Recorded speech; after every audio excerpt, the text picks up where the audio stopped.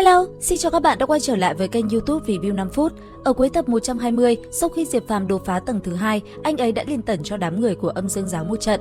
Tuy nhiên thì cùng lúc đó, lão đầu chủ quán trọ Trương Văn Xương lại bị người của Cơ Gia đến và bắt đi mà không rõ lý do. Cứ thế, thân thể lão hủ bị đám người Cơ Gia kéo lê trên đường, trên nét mặt lão thập phần đau khổ mà không nói lên được.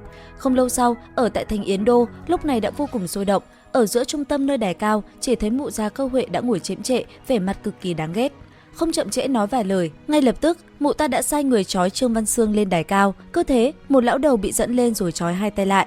Giờ khắc đó, nhìn cảnh tượng thật thảm thương. Thế nhưng, mụ già Cơ Huệ thì vẫn không hề mảy may. Ngay lập tức, mụ ta hét lớn rồi đập cây gậy của mình xuống mặt đất phán hành hình. Nghe được thanh âm này, Trương Văn Xương chỉ biết lặng người.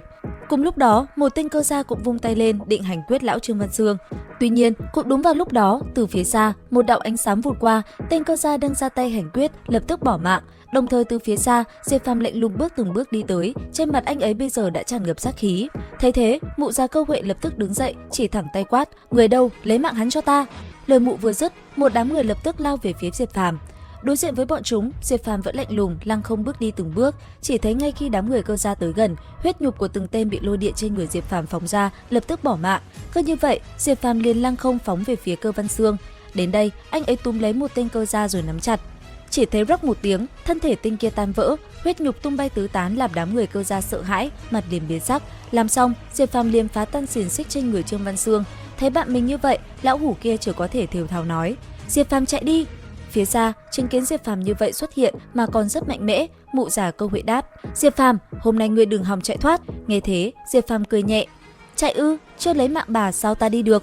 Lời anh ấy vừa dứt thì phía xa, mụ già kia đã gầm lên, bàn tay khẽ động, mụ ta liền thi triển bí pháp Cơ Gia, nhất thời một tòa tháp đã liền phóng về phía Diệp Phàm. Không chậm trễ, Diệp Phàm liền tránh né nó, rồi một đạp chấn bay tòa tháp kia ra xa. Làm xong, Diệp Phàm lại một lần nữa vận lực, rồi thi triển bí pháp mà thần vương dạy cho, cùng mụ già kia giao chiến. Cứ thế, một cuộc chiến quyết liệt giữa hai người diễn ra. Giữa không trung, cả hai liên tục va chạm, kinh khí ầm ầm khuếch tán. Đáng tiếc cho mụ già kia, trước cơn lửa giận của Diệp Phàm, mụ ta cũng chẳng thể làm gì được nữa. Cuối cùng, thân thể của mụ ta bị Diệp Phàm túm được. Ngay sau đó, cầm cây thương trong tay, Diệp Phàm liền găm vào thân thể, rồi đứng trước toàn thành nâng lên đầy khí phách. Tuy nhiên, cũng vì hành động ngông cuồng của Diệp Phàm, đám trưởng lão Cơ Gia cũng lập tức cùng nhau ra tay áp chế anh ấy. Đối diện với bọn họ, Diệp Phàm chẳng ngần ngại, vừa nâng cơ thể mụ già kia, anh ấy vừa dùng ra bảo thuật đón đỡ. Giờ khắc đó, chỉ thấy không trung náo động, từng đòn va chạm ầm ầm vang lên. Trong mấy chốc, cuộc chiến đã đến hồi gay cấn. Trong người Diệp Phàm, từng chiếc vòng lao ra rồi hóa khổng lồ, lập tức đập vào người mấy tên trưởng lão và đánh bay bọn họ. Đến đây, Diệp Phàm cầm cây thương trong tay rồi đứng sừng sững trước toàn trường. Nhìn anh ấy, đám trưởng lão kia lại một lần nữa kết ấn. Chỉ trong nháy mắt, một thân ảnh khổng lồ cao vạn trượng đã liền xuất hiện.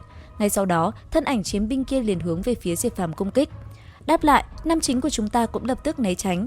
Đồng thời, cây thương trong tay cũng liên tục vung lên, đập vào thân thể khổng lồ kia. Đồng thời, từng chiếc vòng cũng lóe sáng, Diệp Phàm vận dụng toàn lực chống đỡ từng mũi giáo đang lao tới cơ thể mình, khiến từng trận rung động bạo phát.